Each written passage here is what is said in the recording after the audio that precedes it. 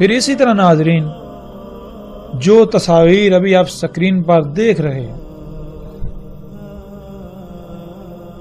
یہ خطہ ہند میں ملک پاکستان کے صوبہ سندھ کی ہیں جنہیں دنیا موہنجو داڑو اور ہڑپا کے نام سے جانتی ہے۔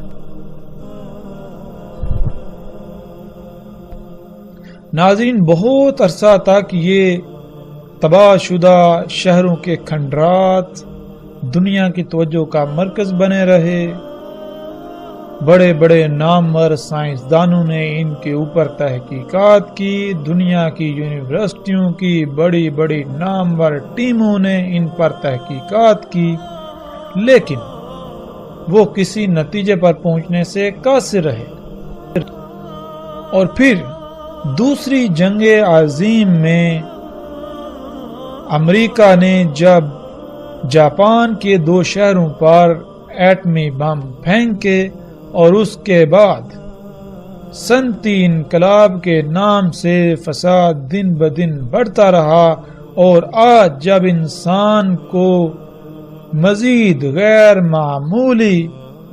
فزکس، کیمسٹری اور ریاضی کے قوانین پر عبور حاصل ہوا تو سائنسدانوں نے ایک بار پھر ان کھنڈرات پر تحقیقات کی۔ جب تحقیقات کی تو پتہ چلا کہ ان علاقوں کی مٹی میں بالکل وہی ریڈیشنز پائی جاتی ہیں جو ریڈیشنز ان جگہوں پر پائی جاتی ہیں، ان جگہوں کی ان اشیاء میں پائی جاتی ہیں جہاں پر 1945 میں امریکہ نے ایٹم بم پھینکے تھے، یعنی ہیروشیما اور ناگاساکی۔ ہیروشیما اور ناگاساکی میں جہاں پر امریکہ نے ایٹم بم گرائے، ان جگہوں کی مٹی، پتھروں اور مختلف اشیاء میں جو ریڈیشنز پائی جاتی ہیں بالکل وہی ریڈیشنز ان مقامات پر پائی جاتی ہیں۔ یعنی نتیجہ کیا نکلا؟ نتیجہ یہ نکلا کہ رائے برابر بھی یہ شک نہ رہا کہ یہ تہذیبیں ایٹم بم کی وجہ سے تباہ ہوئیں۔ پھر جیسے جیسے مزید تحقیقات کی گئیں تو پتہ چلا یہ انتہائی جدید ترین شہر تھے، انتہائی وسائل کے حامل شہر، اور یہ شہر ایٹمی بم کے حملے میں تباہ ہوئے، بالکل اسی طرح جس طرح جاپان کے شہر ہیروشیما اور ناگاساکی تباہ ہوئے۔ اور جب ہم قرآن میں دیکھیں تو اللہ سبحانہ و تعالیٰ کیا کہتے ہیں؟ اللہ سبحانہ و تعالیٰ حیران کن یہ بات کرتے ہیں۔ اللہ سبحانہ و تعالیٰ کہتے ہیں کذبت ثمود و عاد بالقاریہ، تکذیب کی تھی قوم عاد اور قوم ثمود نے القاریہ سے۔ القاریہ کسے کہتے ہیں؟ جب ہم القاریہ کو جاننا چاہیں، اور قرآن میں القاریہ پر پوری ایک سورت موجود ہے جس کا نام بھی القاریہ ہے، جب ہم سورہ القاریہ میں غور و فکر کریں تو اللہ سبحانہ و تعالیٰ نے سورہ القاریہ میں القاریہ کا بالکل وہی منظرنامہ کھینچا، وہی نقشہ کھینچا جو ایک ایٹم بم کے پھٹنے سے وقوع پذیر ہوتا ہے، ظہور پذیر ہوتا ہے۔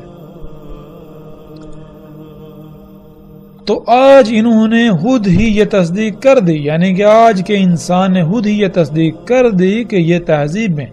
ایٹم بم سے تباہ ہوئیں، جس سے یہ ثابت ہوتا ہے کہ ایٹم بم صرف موجودہ انسانوں کے پاس ہی نہیں بلکہ ان سے کئی صدیاں پہلے بھی انسان یہ سب بنا چکا تھا۔ ناظرین، قوم عاد جو ایک ایٹمی عالمی جنگ کا شکار ہوئی، اس کے آثار آج ہم پوری دنیا میں بکھرے پڑے دیکھ سکتے ہیں۔ انتہائی عجیب و غریب جدید ترین عمارتیں جو کھنڈرات کی شکل میں ایسے پڑی ہوئی ہیں گویا کہ ایک عظیم طوفان، انتہائی تیز رفتار شدت کی ہوا نے انہیں تہس نہس کر دیا ہو۔ اور بالکل جب ایٹم بم پھٹتا ہے تو بالکل ایسا ہی طوفان پیدا ہوتا ہے جس کا اللہ سبحانہ و تعالیٰ نے قرآن میں ذکر کیا، اور ایٹم بم سے پیدا ہونے والی لہروں میں جو آواز پائی جاتی ہے وہ بھی بالکل وہی آواز ہے جس کا اللہ سبحانہ و تعالیٰ نے قرآن میں ذکر کیا، ریحن سرسرن۔ یعنی کہ اگر آپ یوٹیوب پر جائیں یا اگر آپ ان لوگوں سے پوچھیں جنہوں نے ایٹمی بم کے تجربات کیے اور جو لہریں جو ہوا اس سے پیدا ہوئی اس میں کیسی آواز پائی جاتی ہے، تو آپ کو بتائیں گے بالکل وہی آواز جو عربی لہجے میں ان الفاظ کو ادا کرنے سے آواز پیدا ہوتی ہے۔ یعنی اللہ سبحانہ و تعالیٰ نے قرآن میں آج سے کئی صدیاں پہلے 14 صدیاں پہلے قرآن میں اتنے بڑے بڑے عجیب و غریب راز رکھ دیے، لیکن اپنے آپ کو مسلمان کہلانے والے، اپنے آپ کو علماء کہلانے والے ان لوگوں کے محتاج ہیں جن کو یہ اپنی زبان سے کافر و مشرک کہتے ہیں۔ جب وہ کوئی تحقیق کرتے ہیں، کوئی ریسرچ کرتے ہیں، کسی راز سے پردہ اٹھاتے ہیں، تو اس وقت تو کہا جاتا ہے کہ یہ تو آج سے 14 صدیاں پہلے قرآن میں اللہ نے بیان کر دیا۔ لیکن سوال یہ پیدا ہوتا ہے کہ جب اللہ سبحانہ و تعالیٰ نے قرآن میں 14 صدیاں پہلے بیان کر دیا تو آپ کو پہلے نظر کیوں نہیں آیا؟ آپ کو اس وقت ہی نظر کیوں آیا جب جن کو آپ کافر و مشرکین کہتے ہیں وہ سامنے لے کر آئے؟ پھر ناظرین، جب ہم تاریخ کی کتابوں کا مطالعہ کریں تو ہمیں سنسکرت میں ایک تاریخی کتاب جو کہ ہند کے مشرکین کے ہاں انتہائی مقدس مقام رکھتی ہے، جس کا نام مہابھارتا ہے، اس میں دیکھیں تو اس میں ایسی تحریریں موجود ہیں جس میں یہ لکھا ہے کہ اس خطے پر یعنی موہنجو داڑو اور ہڑپا اس علاقے کا ذکر کرتے ہوئے، اس علاقے کے خد و حال بیان کرتے ہوئے یہ کہا گیا کہ اس خطے پر تسلط جمانے کی غرض سے دنیا کی کچھ طاقتیں آپس میں لڑ رہی تھیں، اور وجہ کیا تھی؟ وجہ یہ تھی اس خطے میں زیر زمین قدرتی وسائل تھے، یعنی زیر زمین ایسی اشیاء تھیں جو انتہائی قیمتی تھی، جن کی وجہ سے، جن کے حصول کے لیے دنیا کی کچھ طاقتیں یعنی دنیا کی 3 طاقتیں آپس میں لڑ رہی تھیں، اور تینوں میں سے ہر ایک کا یہی لالچ تھا، ہر ایک کا یہی مقصد تھا کہ وہ غالب آ جائے اور یہ وسائل اس کی ملکیت میں چلے جائیں، اور یوں وہ پوری دنیا پر اپنا تسلط قائم کر لے۔ بالکل ویسا ہی نقشہ جیسا کہ آج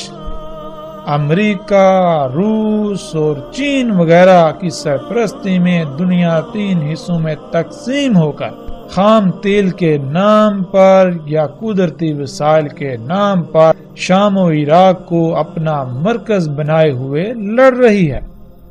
پھر مہابھارت اور ملنے والی تحریروں میں جو تحریر ہے وہ یہ کہ ان شہروں کے باسیوں کو 7 دنوں میں شہروں کو خالی کرنے کی مہلت دی گئی، اور 7 دن بعد دنیا میں ایک عالمی جنگ کسی صورت پیدا ہو گئی۔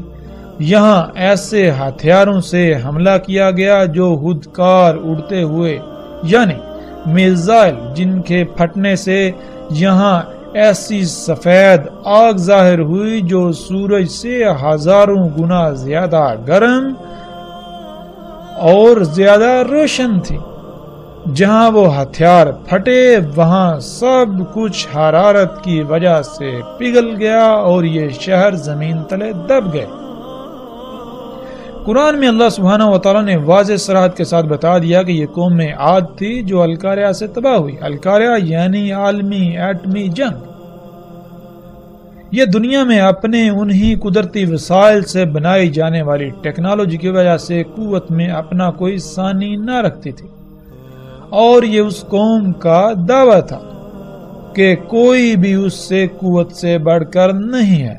اور قوم سمود جن کے ہاتھوں قوم عاد تباہ ہوئی، جیسے آج دنیا میں قدرتی وسائل یعنی اللہ کے غیب کی تکذیب کی خاطر لڑائی جاری ہے، اس وقت بھی ایسا ہی تھا جیسے آج امریکہ کے مد مقابل کوئی نہیں،